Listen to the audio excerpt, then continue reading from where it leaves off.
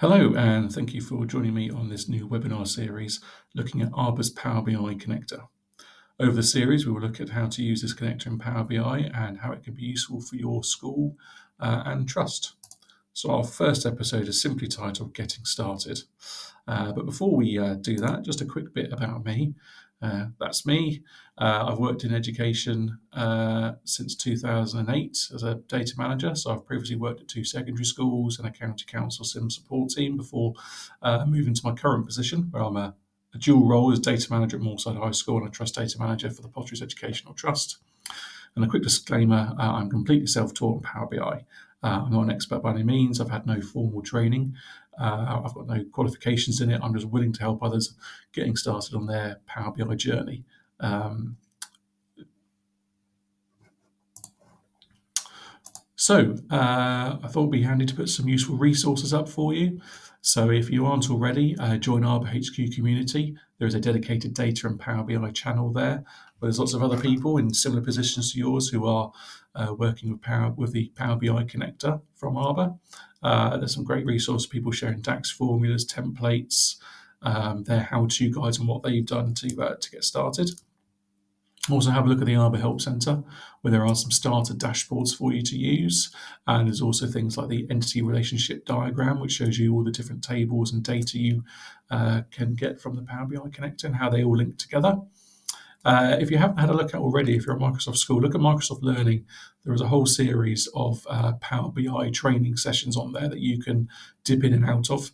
And if you want to, you can actually go ahead and get a qualification as a Microsoft Power BI certification.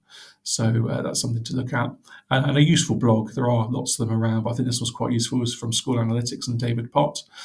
He has lots of hints and tips and tricks, and he does have some training sessions, some paid training of his own that you can have a look at, and some of his formulas and DAX and some of his ideas or things he talks about we'll be looking at in this series as we go along. So there's some useful resources for you to start having a look at. So to get started then, what do you actually need? So the first thing you need is a copy of Power BI Desktop. Now this is free to download, and if you're a Microsoft School, it should be part of your package. So you just need to search for Power BI Desktop download and get that installed on your machine. So you might need to talk to your IT department about getting that installed. And you also need to purchase the Snowflake connector from Arbor. So you will hear this term Snowflake around. That's the name of the company where the data is warehoused. It's a Snowflake Arbor connector. Now, at the time of filming, this was about £750 for an individual academy, but about £1,500 for MATs. So if you are a large trust, £1,500 is a drop in the ocean compared to a small school for £750.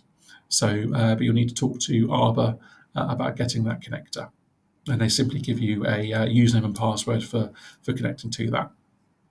So those are the two things you need to be able to follow along in this webinar series and to get started in your own Power BI journey. So without further ado, let's get started into Power BI.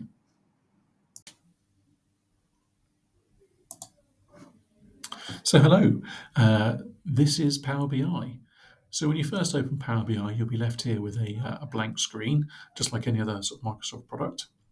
Along the top here, you have your toolbar, which has obviously lots of different tabs for various different things.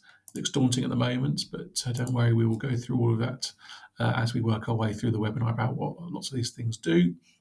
On the right-hand side here, you have several bars that you can open and close.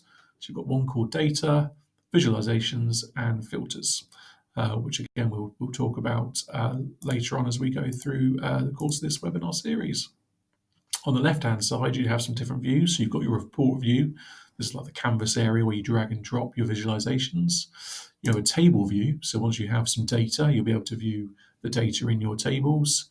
And you have a model view as well. And this is where all your relationships are made between your various tables to connect them together. And again, this will populate quite quickly. So those are the three sort of main views we're going to look at. Down the bottom here, you have all your pages. So you can create multiple pages as you go through through Power BI. So it's very similar to like Excel. You have various sheets. This one has various pages, so each page can have a different filters and it can have a different function of what it's looking at. And then you also have here a desktop layout view, and you can change these for a mobile layout view as well if you wish. So the first thing we're going to do is we're actually going to create a date table within Power BI. So lots of your tables you'll import from the Snowflake connector will have date ranges in them. And so obviously you need to connect those all together so you can use one date table to show reports for each term, half term, months if you wish, even days of the week. Now there is a academic calendar and year tables built into the Power BI connector, but I've found that when you're using, if you're building this for multiple schools, that actually those tables don't work as well because it brings an academic calendar for every school, and it's just very awkward to work with. So I find it's easier having a single data table. So we're going to learn a bit of DAX formula, which is a really good way to start. So we're actually going to go to the modeling tab at the top, and we're going to click on New Table. Now what we're going to do is we're actually going to enter data directly into Power BI here. So you can see up here, it's brought up a little formula bar. So it's the same as Excel. This is the DAX formula bar. And we are going to create a table called date table. And after the equal sign is then where you put your formula. So we're going to look for a formula called calendar. And you can see here it's already got one suggested for us. So we're going to click on that. And it's going to ask now for the start and end date. Now, in order to put the date in, you have to tell it it's a date. So we're then going to use the formula of date, and then we're going to tell it the year, the month, and the day. So we're going to go back to 2023, beginning of September, and then we're going to do our start date. So that's our start date, and then we're going to add in our end date in exactly the same way. So we're going to say we're going to go to 2025. Now, obviously, you can set your date ranges for as far back or as far forward as you wish. It's all up to you. And then we're going to hit enter. So that's now created. If you look on our on the right hand side under the data bar, we've got a date table with a date attached. Also at the moment you can't see that data. So when we go to the table view, you'll be able to see there a column called date, and then you can see all of the dates from the 1st of September. And if we keep on going all the way down to the 31st of August 2025.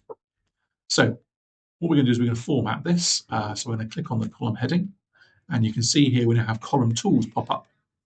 So it's called date, and it's a data type of date and time, which we're going to change to date to give us a whole number. There we go. And we're also under the table tools. We're going to mark this as a date table. And we're going to turn that on, and it's going to ask us which column we want to set as a date table. So we can use that column there. So now that knows that's a date formula, and we can connect all of our tables that use a date to that one column, which we'll see later on. It will make a bit more sense. So that's our date table created. Now from this, we can extract data that helps us to visualize data later on. So for instance, we can add a new column here, and we're actually going to bring out the day of the week, and what day it's and what the actual day is. So we can. So if we want to look at attendance, for example, by each day of the week, you'll be able to see Monday, Tuesday, Wednesday, Thursday, Friday. So we're going to add in a new column first, and this column is going to be the day. So we're just going to call it day, and there is actually a day formula. So we're going to say let's pick the one called day, and it's asking us for the date. So if we actually start typing, you'll see now you actually have the date table and the dates. This gives you the table name, and then the column associated with that particular table. Now you might end up with 30 or 40 ones that say date table, and then various other columns within that, depending on the size of your tables. So we're going to click on date. I'm going to close the parentheses, and I'm going to hit enter. And now you can see there it's taken just the day of the week. So the 1st, 2nd, 3rd, 4th there. What we're now going to add is, well, what day of the week is that? Is that a Monday, a Tuesday, a Wednesday? So we're going to do a new column, and we're going to call this one day name, and we're actually going to type in a new DAX formula called format. Okay, so we're going to click on format. We're going to look at the values. The value we want is that date. So I'm going to type in the word date, and now you can see I've got the option of picking the date or the day. So we're still going to pick the date, And then the format is we're going to type in, so I've put some speech marks there, 3Ds, and then I'm going to close the parentheses there. And that now gives me the day of the week. And you can do the same then for the month. So we're going to add a new column, and we're going to call this one month. And then again, there is a month formula. These are all functions built into Power BI already. And now I'm going to tell it, I'm going to type in the word date. So it brings up my date table. I'm going to select the date again, and I'm going to close parentheses. So that's now telling me the month. So that's September, that's the 9th month. October down here is the 10th month, and so on. And then I'm going to do the same again for the month name. So I'm going to do month underscore name, and we're going to do the format formula again. And the value I'm going to point it towards is the date in our date table. And this time, instead of doing the 3Ds, I'm going to do 3Ms. And that will give us our month. Very straightforward. And then lastly, we're going to do the same thing for the year. So we're going to have a new column called year. And then we're going to type in the format of year. And then I'm going to tell it to look at the date.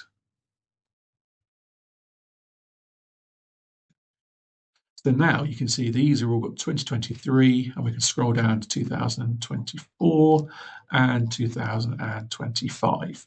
So these are just adding filter options for later on where we want to filter data by a month or by a year. And we can also use these columns for sorting, which we'll look at a bit later on about being able to sort columns into order. So the last thing we're going to add to this date table at the moment is an academic year. So obviously September through to August is one academic year, and then the following September to August is a different academic year. So I've actually got a formula that I've borrowed from another site. So I'm going to add in a new column here, and I'm going to copy and paste this in. So I've borrowed this one from Power BI for Schools, which I've tweaked slightly just to make it a bit simpler to understand. So the top part of this is we actually have two variables. So the variable is called this year and last year. So this year's variable goes, well, look at the year from our date table date. Okay, so it's looking at the date and going, well, what year is that? So it's using the same year formula as we've used in the year column. The variable for last year says, well, look at the previous variable and minus 1 year off it. Okay, so that's the previous academic year. And what it's returning is an if then else formula. So what it's looking for is the month. So it's looking for the month. So if the month is greater than 8, so if it's after August, so if it's September, October, November, December, I want you to put this year, and I want you to add this year again, but plus 1 to it. Okay, and if it's less than 8, so if it's January to August, I want you to put last year's date and this year's date. So if I hit enter, this should make sense now. So you can see now what it's doing for September, which is after August, it's month number 9. We're saying we'll put in this year's date, so the current date of 1st September 2023, and put this year's date plus an extra 1. So you see 2024. So if we scroll on down to have a look at August into September next year, you can see for August 2024, that's in the 23-24 academic year, and in the 1st of September then pops in as the start of the 24-25 academic year. And obviously, if you change your date range, you make it longer or shorter, your calendar, that will automatically update correctly. So that's a really good formula to be able to have an academic year, which you can then use as a filter. So if you're looking at attendance across multiple academic years, you can compare them quite easily. You can use it as a filter option. So the next thing we're going to add to our date table is half terms and terms. So obviously you want to know what term each of these dates applies to. And again, we can use it as a filter option when looking at attendance or behaviour. So I've actually created in Excel a date table here, which has all the different terms applied already on it. So you can see here I've got a half term for autumn 1, which is part of the full term for autumn. And I've got a start date and an end date for it. And I've also numbered each half term as well. So each half term is numbered 1 to 6, and our term number is numbered 1 to 3. Now we'll use this a bit later on as a way of sorting and ordering each of our terms so that when they appear on a table, they appear in order of each term rather than alphabetically. So what we're going to do is we're going to enter this data directly into Power BI. So I'm going to do copy and paste. So I'm copying this data, and if I go back into Power BI, I'm going to click on the Home tab, and you'll see there's an option called Enter Data. So if I click on Enter Data, a table should appear. And what I can do by clicking in the one box that's there, I can do a Control and Paste, and you can see there that it's now put in all of that data from Excel, and it's also promoted the column headers up. So you can see that each column is now labelled. You can, if you want to, obviously add more data in the future. So you can see here is an option to insert row, and you can actually type in the boxes themselves. So if you wish to do it that way, you can. So I'm going to delete that row. Now the table name here is called table, so I'm going to change that to term dates, and I'm going to load that table onto the system. And you can see there it's just going to apply this for us and load that data. So you can see now under our data tab, we now have what we call term dates, which has a date table, dates, full term, half term, and then the numbers assigned. And you can see it's automatically put this little symbol next to the numbers to show they are a number. And if we look on our date table, here we go, and you can see by clicking on term dates, we now see those individual terms there. So now that we have this term table, what we can do is we can actually use this as a lookup for our date table. So we're going to go back to our date table, and we're going to add in a new formula now and a new column. So we're going to call this select new column, and I'm going to copy and paste in a formula. This is again one I found on a blog somewhere. So we're going to call this column half term. And what essentially this formula is doing is looking at the term dates table, and it's going to look at to see whether the date table date is between the from and to date of our term dates. So does it sit between autumn 1, autumn 2, and so on? And depending on where that date range sits, it will then copy over and look up the half term associated with that.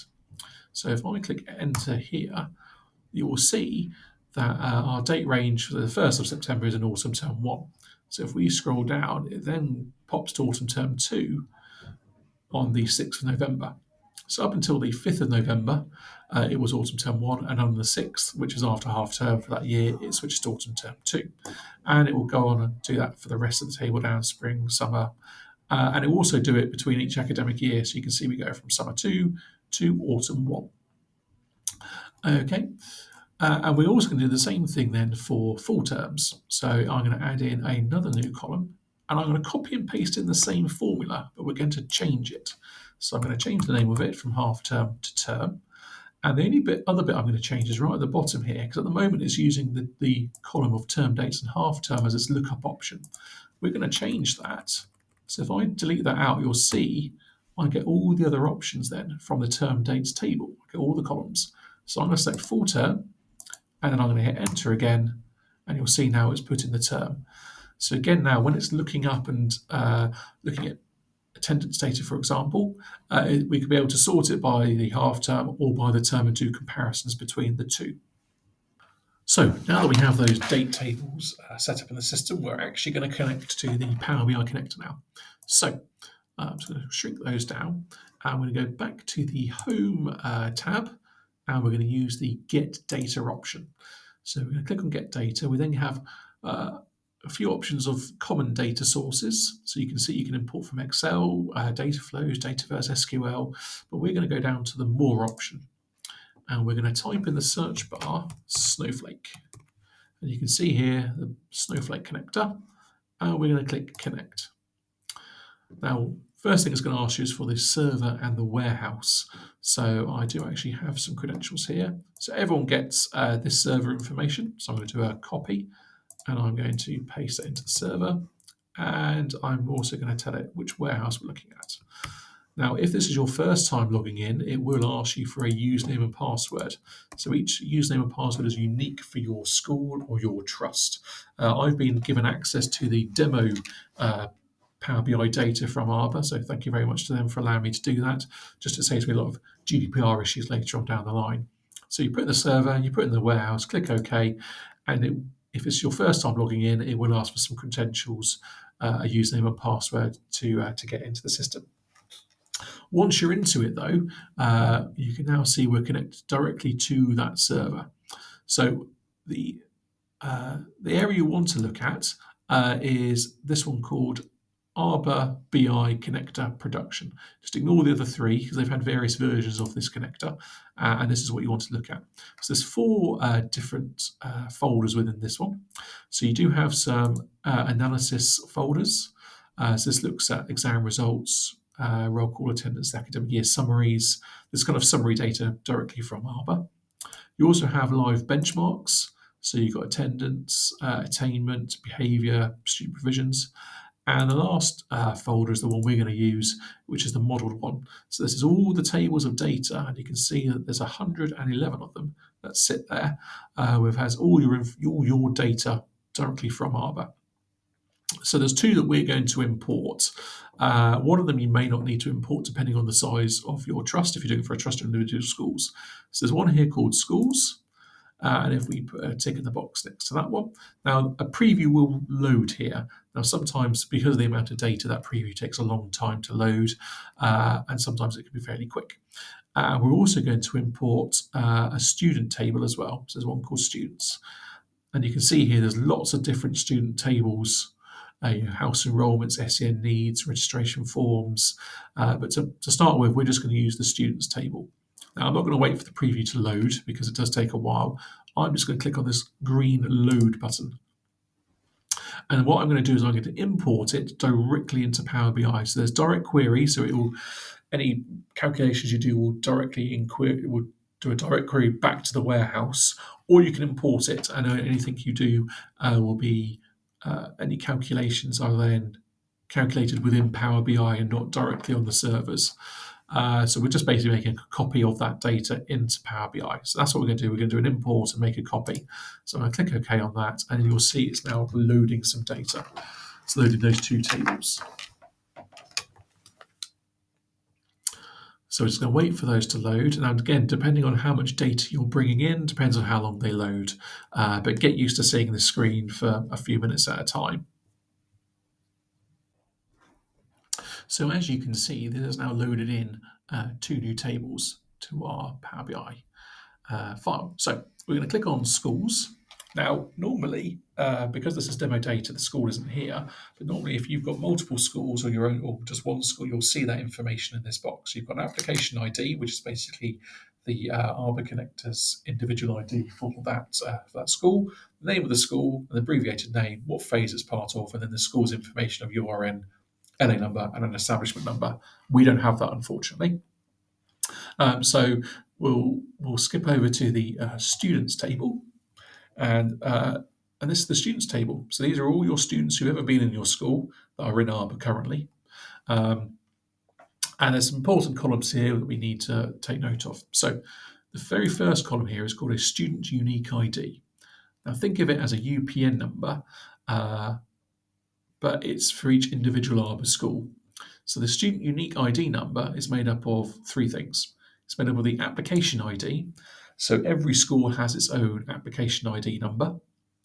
And each student also has a student ID number for that school.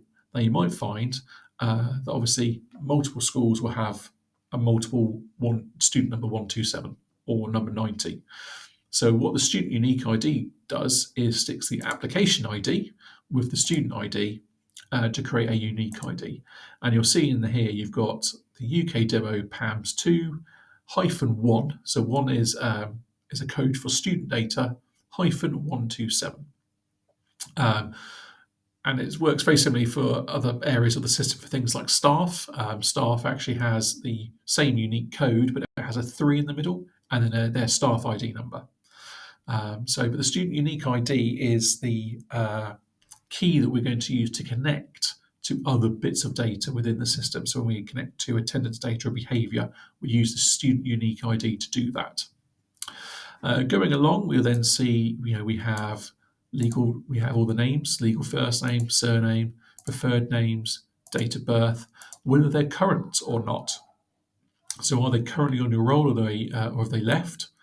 We then have gender, sex, ethnicity categories, religion, nationalities. We also have current year group and current curriculum names, current SEN status, child protection status, young carers. So some of these you'll see are true and false columns. We also have current registration groups, addresses, and then we have lots of demographic information. So if they have a medical condition, if they're in in-year admission, if they're SEN, true or false, if they're EAL, if they're compulsory school age, if you're working with primary schools that have a reception or a nursery where the students are still under compulsory school age, you can remove them from data. You also have free school meals, PP, if they're mobile, if they're a service child, etc. So there's lots of data on your current students here. So what we're actually going to do now is we're going to use this data to create a very simple demographics characteristics dashboard for your school. So I've switched now to the report view on the left-hand side here. And what we're going to do now is build some visuals based on your student data. So I'm going to open the student data table under data, and I'm going to make this slightly wider so I can read these a bit better. So I'm looking for the student unique ID column. That's the one we're going to use to be able to create all of our visuals, and then we're going to use the other columns to apply filters. So I'm going to click on the one that says student unique ID, and it's drag and drop. So I'm going to click on that, and I'm going to drag it onto our canvas area. And you can see there, it just gives me a simple table. So on the visualizations, it automatically uses table as the filter, as the option. So you can see that I've got all my different unique IDs. So what I'm going to do is I'm going to change that to a card because I want to know what the total number is. So I'm going to use this option called card. And that now gives me, in this case, the first student unique ID number. So that's just giving me a number. That's just giving me a piece of raw data there. And under the visualizations pull out, there's one called fields, and you can see the field name there for the student unique ID. And what I'm going to do is I'm going to change it from the first one to say count them. So I want you to count how many student unique IDs you can see. So if I change that, you can see now it says there's 1,023 unique student IDs. Now what we can do is we can cross-reference that with the data if we need to check that is correct. So I'm going to go back to the table view, and if we look right down in the bottom left-hand corner here, it says table, students, 1,023 rows. So you can see there, it's actually telling me there are 1,023 rows, which matches this card. So we know that data is correct. But what I'm going to do is I'm actually going to filter this information because we only want to look at current students. So this is showing I've got data for 1,023, but not all of them will be current. Some of them would have left the school. So as you can see, there's a filters pull out here, and I've got filters on visual, filters on this page, and I've got filters on all pages. So I'm going to change this to so that it only looks at current students for all the pages. So anything that we create on any multiple pages will always look at just the current students. So again, I'm going to drag and I'm going to drop the is current column onto where it says filters on all pages. And you can see I've got options there for true or false. So I'm going to select true. And you'll see now that number's changed to 760. So 263 of our students that we had data for aren't current students. So that's now filtered that. But I also want to change the name of this card because it says count of students, unique ID. But we want that to say total cohort or total students. So under the fields tab here, I'm going to click on the little drop down arrow, and you can see I get an option for rename for this visual. So I'm going to click on that, and I'm going to rename that total students and hit enter. There are other options I can make to make it visually more appealing. So at the top of the visualizations, you've got build visual, and then you've got one called format your visual.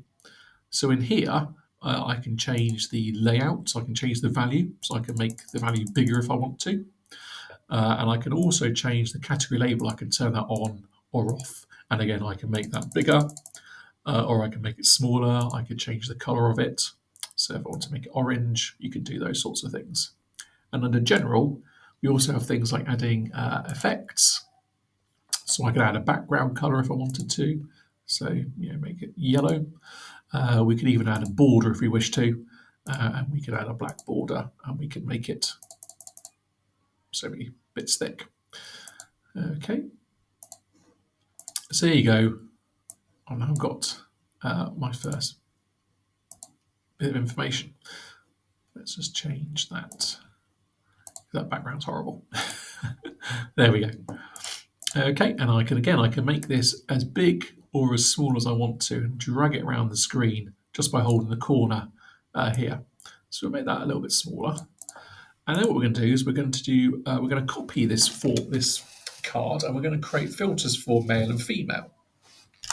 So what I'm going to do is I'm going to use Control and C and then Control and V, so I can paste a new card next to that one. And we're going to find the column called sex. So within Arbor, you've got gender and sex. They use sex to differentiate between male and female. So this time on this, I'm going to drag and drop the sex, but this time I'm going to pop it into the filters on this visual filter rather than all pages. So only this filter, only this card is then affected by this filter. So I'm going to click on the one that says male, and now you can see 345 of my students are male, and I'm going to change the name of that visual. I'm going to change the name in here to say male. And then I can do exactly the same. I'm going to copy, and I'm going to change that card name, and I'm going to change the filter. So I'm going to change it from male to female, and then I'm going to change the name of the field as well. So it says female. So we can see as a school we have 1,760 students, 345 are male, 415 are female. So what if we want to look at how many students are in each year group?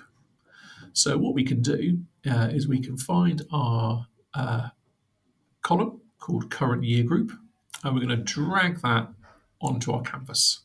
So again, you can see here I've got a table which just has all the year groups next to them with no data.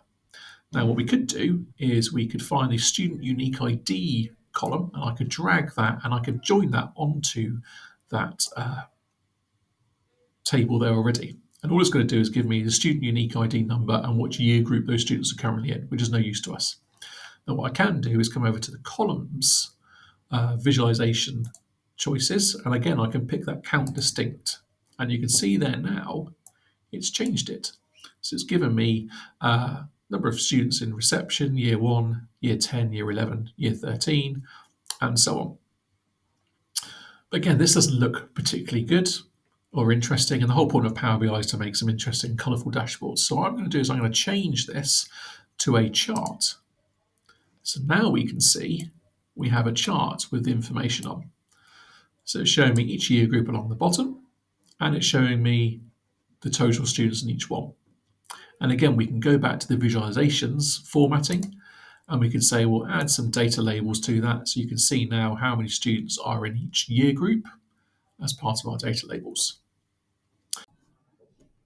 So one thing we are going to do is we're going to tidy this up a little bit and make this data look a bit more presentable. So we're going to go to the on the Format Visuals tab. So on this x-axis, for example, we're going to turn that title off, as we can see quite clearly that's the year group. But we're also going to make the values slightly bigger, and we're going to turn them, make sure they're black so we can see those. And then for the y-axis, we're going to turn that off completely. So we're going to say, well, we don't need the values and we don't need the title, because we've already got the values on the data label itself. And we're also going to change the name of the title. So we're going to go to General, and under Title, we're going to change the name of this, quite easy. We're going to say Student Totals by Year. We'll make that slightly bigger. And we're also going to align it into the middle of our table there. And again, if we wanted to, we can add some effects. So we can add a visual border to that if we wanted to. And we'll make that a little bit thick. There we go. And then we can make that smaller if we wish. so we can fit more data on the table.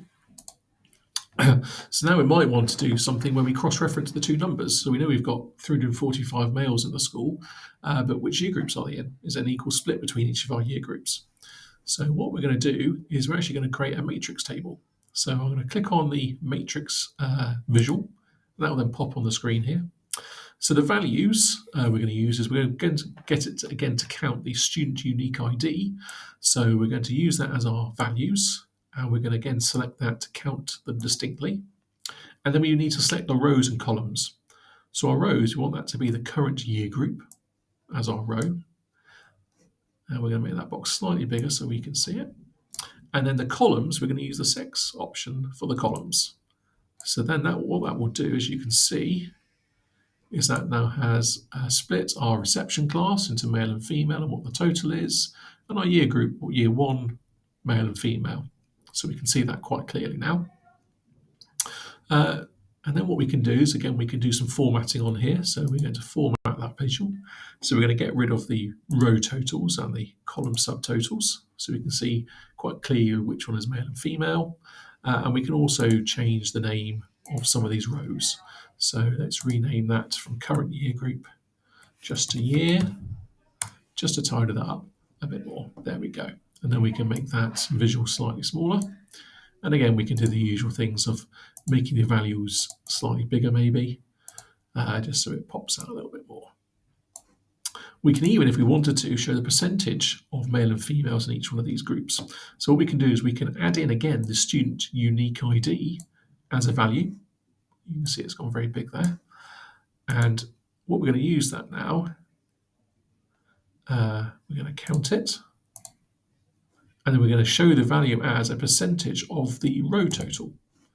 So you can see now, it's now giving us a number and a percentage of that cohort. So again, we're going to have to rename some of these values now. So we're going to rename the visual. The first one we're going to call just number. And the second one, we're going to rename and just call it percentage. There we go. So now we can see there are 31 females in reception, and they are 52.54% of the reception class. And the same then with the males. So you can see there that 28 males in reception, 47.46%. Because then we can go down and say, oh, actually in year 13, there are more females than there are males by quite a significant amount. So that's a very handy little tool that to get a percentage number, a percentage split between male and female. And you could do that again for free school meals. You could do it for SEN students, pupil premium, things like that. So I'm going to end the first webinar there. I think we're pushing almost 40 minutes. I think that's probably more than enough time. So thank you very much for watching. I hope you found this useful and interesting. I'm going to set you a little challenge. So between now and the next episode, which I hope will be out in a week's time, have a go at creating your own demographics page. So import that student table and have a play at seeing what visuals you can create, adding various filters and formatting to those demographics. So hopefully we'll be back in a week's time with another episode, and we will continue on the work of what we've done looking at demographics page, and we'll start looking at attendance and behaviour and a few other little tweaks we can make along the way. So thank you very much. I hope to see you again soon.